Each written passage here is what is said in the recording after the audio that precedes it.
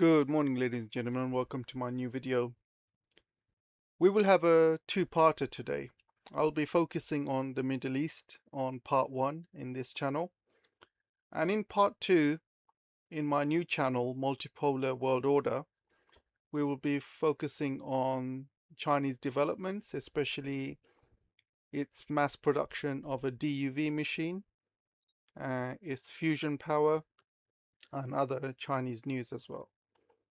So I'm separating the two, guys. So make sure you check out part one for the Middle Eastern stuff, part two for the latest news coming from China. In part one today, we'll be talking about the Middle East escalation with Saudi Arabia, Yemen, and now Iraq is in the mix. We'll be talking about attacks on Jordan.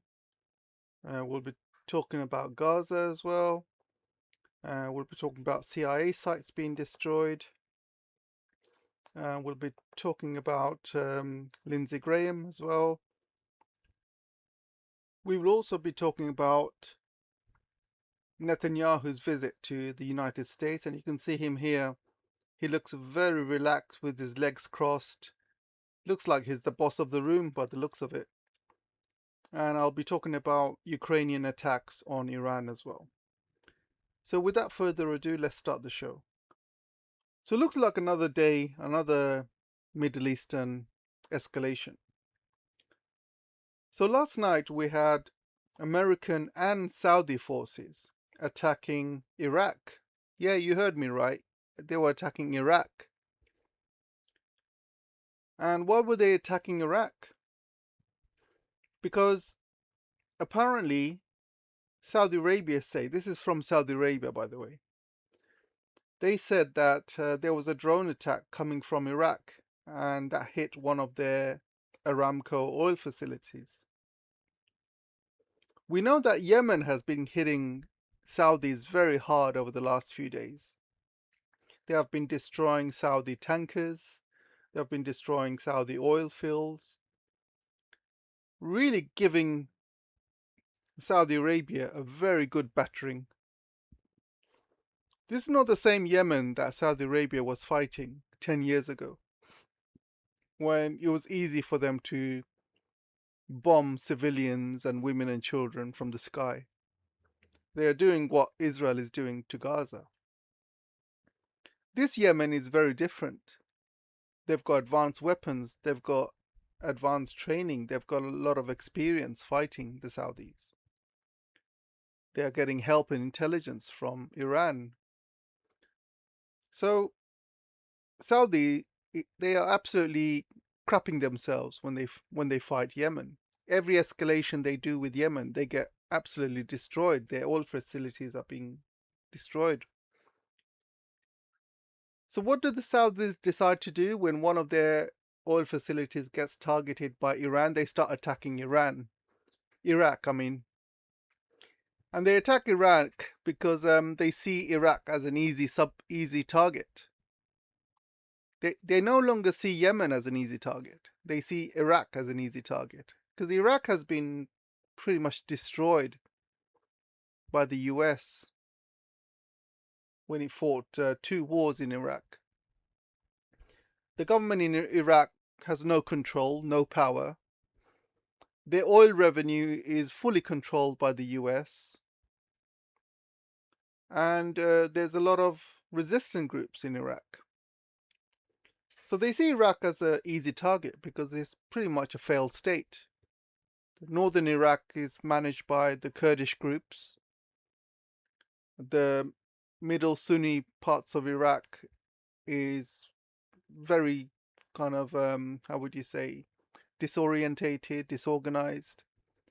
And the southern parts are obviously mainly Shia controlled. So Iraq is an easy fish for them. So this is why Saudis have attacked Iraq. But the thing is, guys, they will do nothing, absolutely nothing, when it comes to Gaza. Suddenly they have all the courage in the world when they want to attack other Muslims.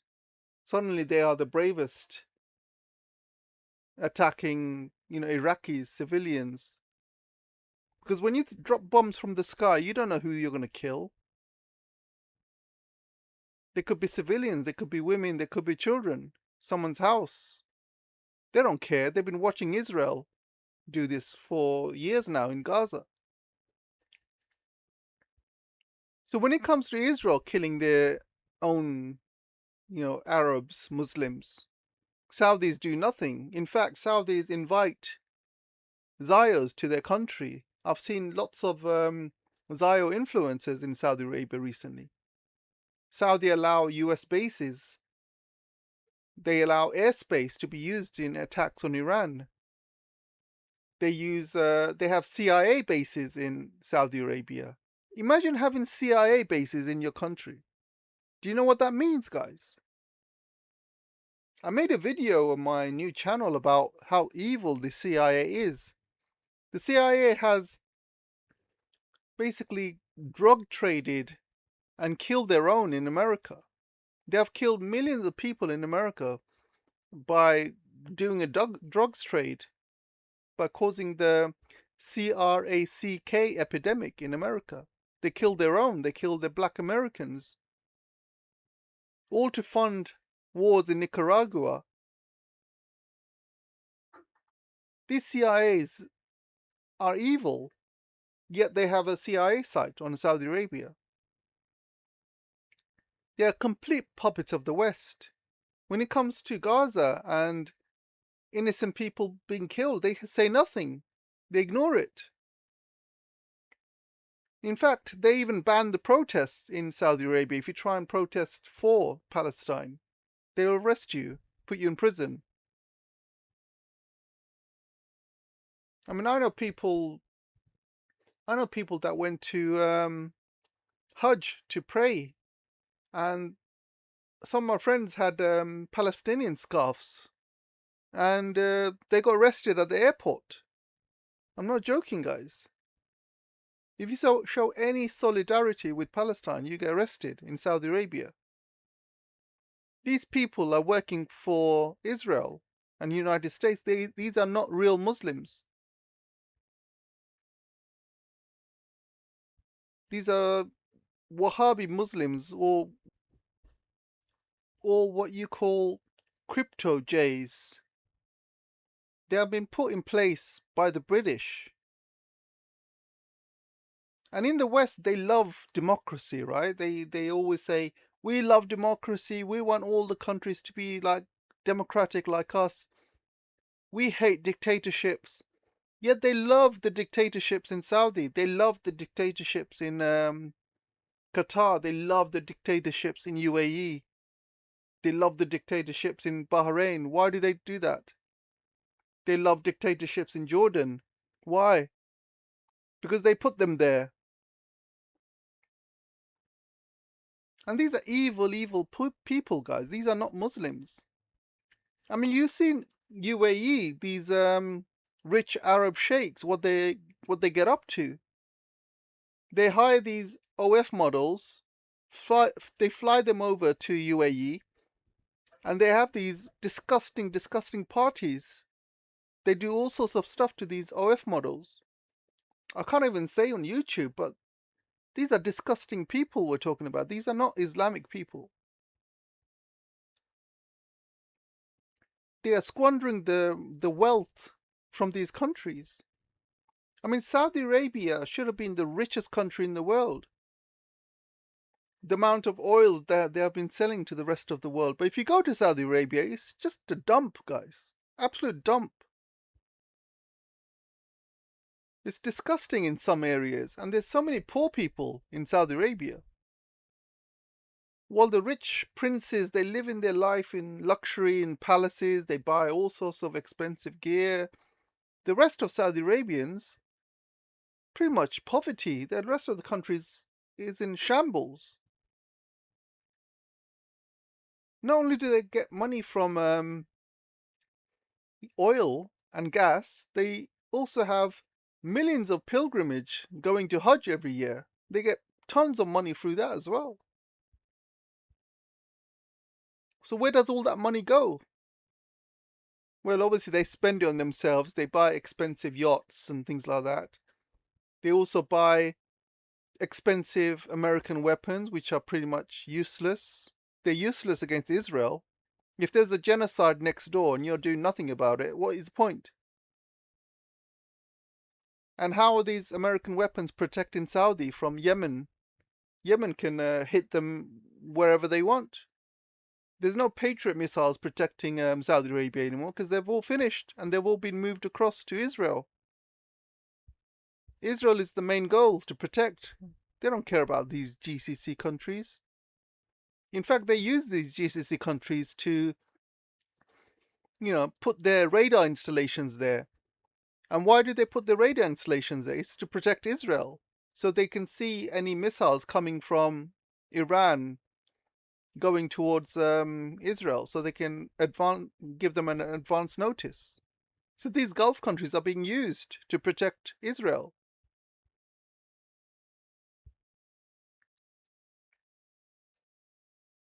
And people are waking up, but not enough Muslims are waking up. I gotta say that.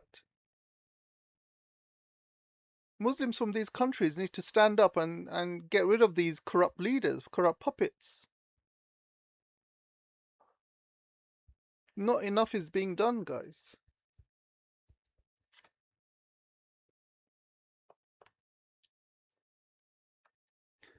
So the images you see right now are Saudi Arabia's Aramco's refinery that's been shut down, which produces 400,000 barrels per day.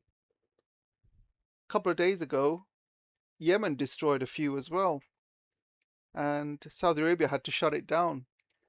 And I think they shut down a few millions at least. I mean, I'm seeing reports saying that 7 million barrels per day has been affected.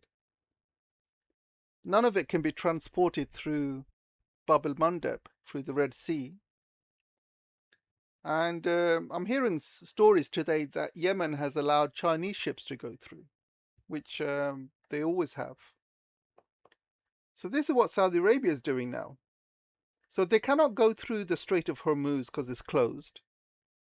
Now they cannot go through the Bab el Mandeb because that's closed. So look at the Saudis.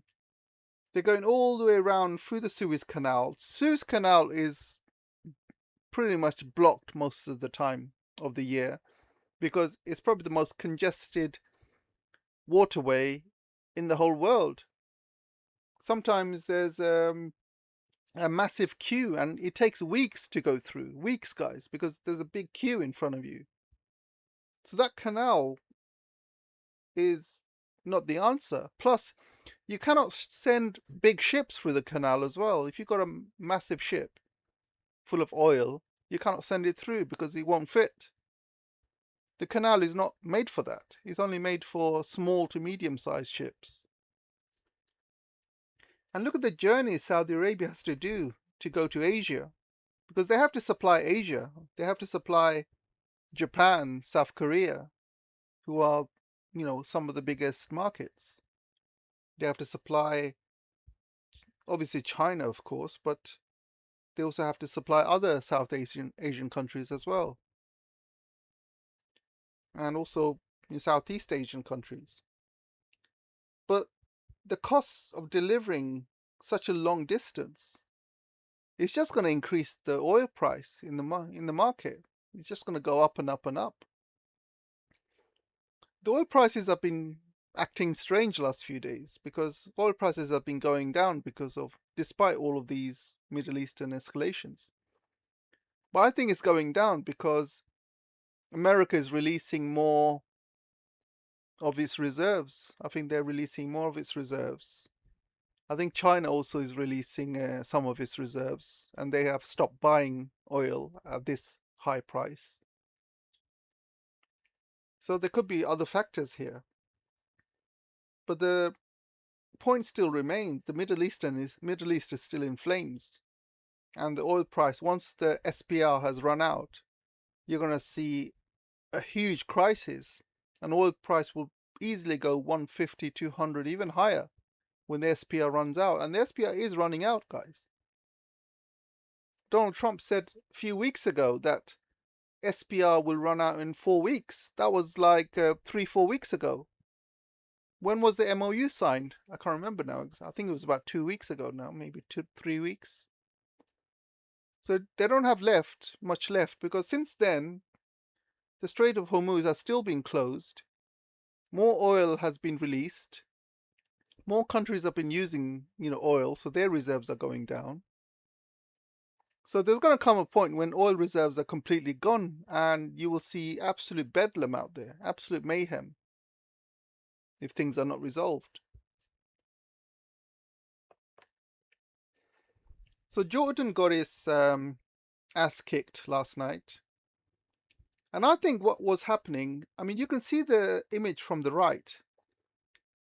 Jordan has been sending lots of Patriot missiles to intercept these missiles from Iran. I think what Iran was doing was trying to get rid of the Patriot missiles.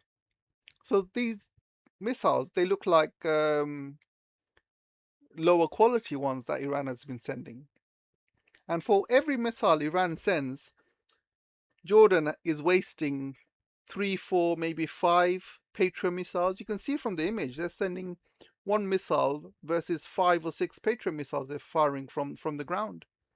There's going to come a point when Jordan won't have any more defenses left, any more Patriot missiles. So what does this mean? It means Iran has been destroying all of the bases, all of the radar installations in all these GCC countries like Kuwait, like Qatar, like UAE. And now Jordan is the last line of defense before a missile goes to Israel. I don't know if you guys remember the previous battle between Iran and Israel. Jordan used to destroy a lot of missiles coming from Iran. This is not the case anymore. Jordan is now wasting all of its Patriot missiles trying to protect his own territory. So once all these Patriot missiles are gone, Iran will have a direct access to Israel. There'll be no radar installations in any of these GCC countries because they'll all been destroyed. So no early warning system. Jordan won't be able to protect Israel. And even Israel doesn't have that much Patriot missiles or THAAD missiles left. Even if they do, they will be easily overcome. Easily. So I think Iran is preparing the groundwork for the next big battle to come with Israel. And this is what I wanted Iran to do. If you look at my previous videos, how Iran can win, I mentioned that what Iran needs to focus on is the GCC countries, take out all of its military installations, all the bases, kick the Americans out, kick all the intelligence out, kick all the radar installations out. And once that is done, you will watch these GCC countries collapse one by one. And then they can start focusing all their firepower on Israel, and there'll be nothing to stop these rockets hitting Israel. Nothing. These GCC countries won't be able to protect them.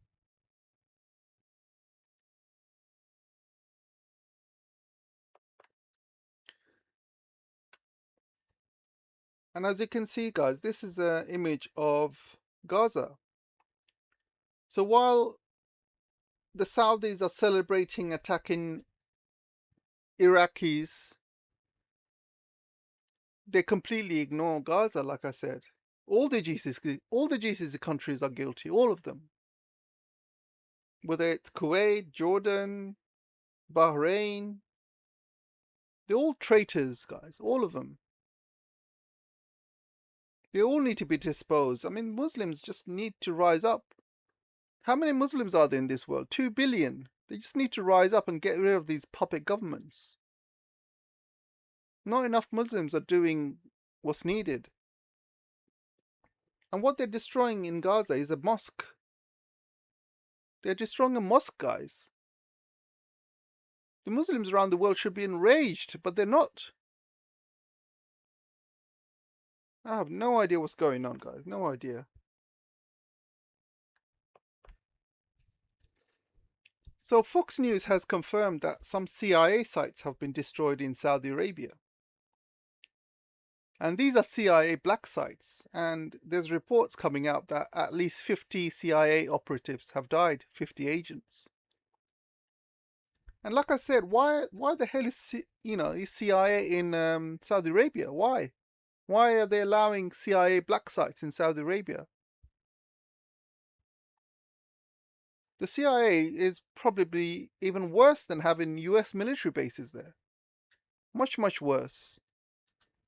Because they do things which is not international law. They do things which are evil. Having a CIA site in your country is just going to be destroyed. The CIA don't give a damn about you. They will do anything to destroy the country. They will bring in drugs. They will bring in weapons. They will do whatever to destroy the country. And I just can't believe these idiotic countries are allowing CIA sites to be run. Especially Saudi Arabia. There was only one great leader in Saudi Arabia. And it's that leader who got assassinated. I think it's King Faisal, I believe. He was the only leader who actually put, an oil embargo against the West when the West was, destroying Gaza at the time, and the Palestinians, the first Nakba in 1967.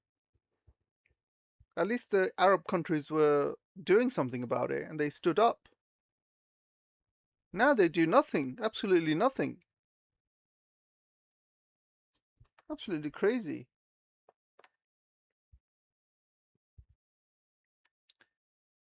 So this is an oil refinery getting hit in Saudi Arabia by Yemen. And Saudi Arabians are absolutely scared to hell to fight Yemen. They've been fighting Yemen for 10 years. And the only thing they've managed to do is make Yemen stronger. Because Yemen managed to build more underground military sites. All of their military installations, factories have gone underground.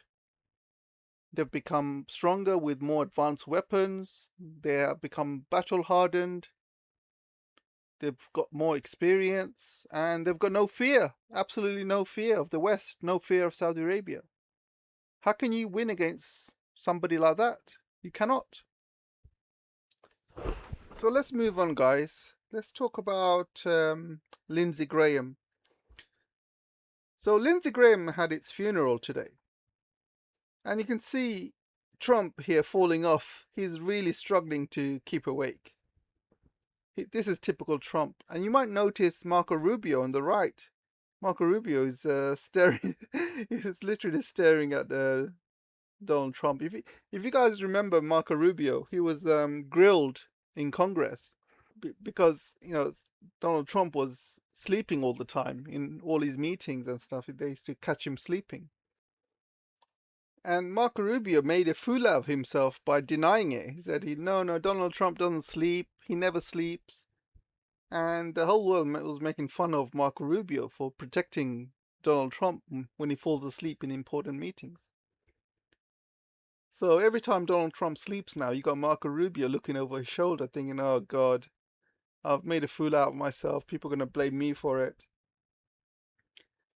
And you can see right at the back, you got Netanyahu and his wife as well. And they seem to be smirking. You got the top right, you got Zelensky there. So all the war criminals and Satanists, they're all there in one place, basically. Donald Trump's speech was quite funny. He said Graham loved war. He was very hawkish and served exactly 33 years in the United States military. He never saw a war he didn't like. And there was a documentary of Lindsey Graham that just got released as well. And in this documentary, Lindsey Graham was saying he was crying because they were attacking He loves Iran. blowing stuff up. This is what he wanted to do. There are a lot of people inside that didn't want to do it. This is his so dream. I had my challenges. President Trump running around the When he country gets into from the United zone, States to Israel, he really, listens, he asks good questions. being No the main tweeting. go-to He guy has done when it he comes hadn't to tweeted wars. much at all. No So he goes drama. to He's been a Israel, he great gets wartime his president. I said marching orders last from night that Miriam Trump Arabs, and she Bibi are like also Roosevelt gives and him money as Churchill. well. And then he I mean, goes to they're the United right two States and guys pushes all to his confront this Israeli evil. propaganda on United States. And he also mentioned that Donald Trump loves blowing SHIT up. That's what he says. He says he loves, Donald Trump loves blowing SHIT up. These guys just love war, killing, but they will never ever send their own kids to fight in these wars. Never. I know Lindsey Graham doesn't have any children, but this is probably why he's such a warmonger. Maybe if he had kids, he would have calmed down. He would understand, but I don't think that makes a difference, to be honest. I mean, look at everyone else in Congress that supports this war. Look at Donald Trump. They have kids. They have no empathy. None. It's okay for them to go to the Middle East and blow SHIT up. They love to do it. These are evil, evil people.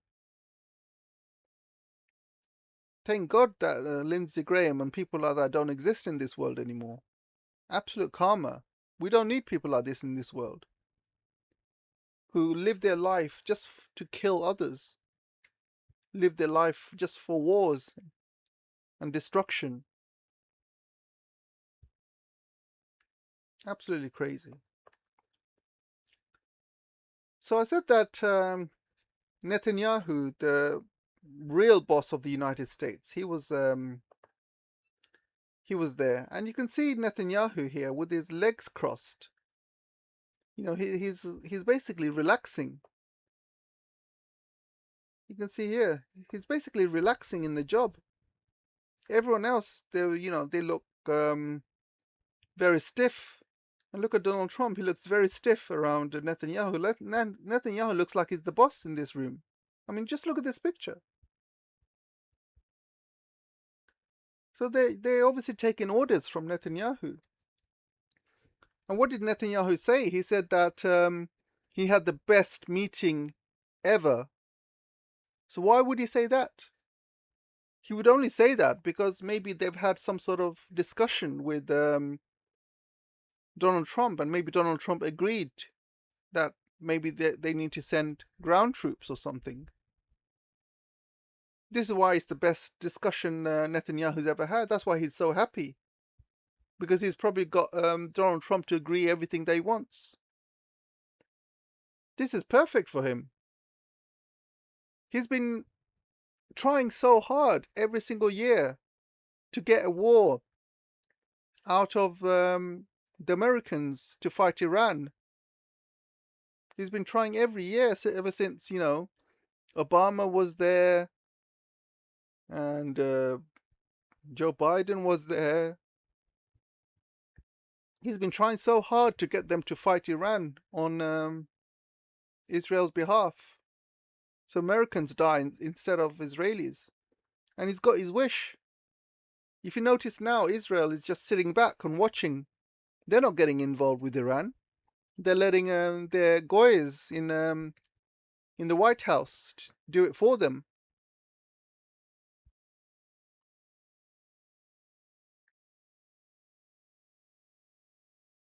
Absolutely crazy, guys. Absolutely crazy. So you also had Zelensky in the funeral as well. Zelensky had a meeting with Netanyahu and as well as Donald Trump. And the next thing you know is Ukraine is hitting Iranian ships in the Caspian Sea. And why is that important? It shows that Ukraine is trying to escalate the war, and they're trying to get Europeans involved in any, world war with Iran, with Russia. That's what he's trying to do. don't forget he's Jay, and most likely his real boss comes from Israel, Netanyahu, who's probably giving him orders. I think what may have happened since is maybe the Europeans have told Zelensky, do not open another front.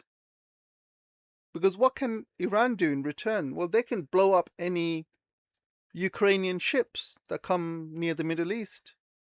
Because don't forget, Ukraine sends a lot of grain and wheat to the Middle East. And a lot of it has to come through the Hormuz Strait. So if Iran wanted, they could just block all Ukrainian ships forever. No Ukrainian ships will ever be going through the strait. And what Iran can do is they can send more drones and weapons and missiles to Russia. They can also send people to Russia as well. I mean, imagine if 10, 20,000 Iranians went to Russia to fight in Ukraine. Do you think Ukraine will last that long? I don't think so. There's even talk about North Koreans sending more troops to Russia. And these guys who are, fighting in an active war zone with Russia, they are learning. They're getting experienced. These North Koreans are learning how to fight in a modern battlefield. And the Iranians will get that experience as well. And suddenly I'm seeing all these news articles saying that Zelensky is really sorry for his actions. Ukraine is really sorry. They will compensate Iran for the damages. That's what they're saying. But is Iran going to listen? I don't think so. Iran can do some serious damage to Ukraine. No Ukrainian ships will come anywhere near the Middle East, and that's going to destroy Ukrainians' economy. Already ships are not coming in and out of Ukraine because of Russia. Russia is blowing ships up in the Black Sea. So obviously somebody's told Ukraine to escalate things with Iran, and the only country that would have done that is Israel. His real boss that's what his real boss told him to do. But the Europeans are now basically clamoring around, NATO's clamoring around, telling Ukraine to stop it, do not start a new front. Because if they start a new front with Iran, Iran will just block all European ships from the Middle East. And what are the Europeans going to do with no gas and no oil? Their economies will absolutely collapse. So it's really bad news to drag Europeans into this war. That's what Zelensky is trying to do. Anyway, guys, that's all for today. Make sure you check out part 2. I'll be talking about Chinese developments, especially the DUV machine and the fusion and many other Chinese news. So make sure you check out part 2. I'll put the link on the description, and I'll see you soon. See you in the next video. Take care for now.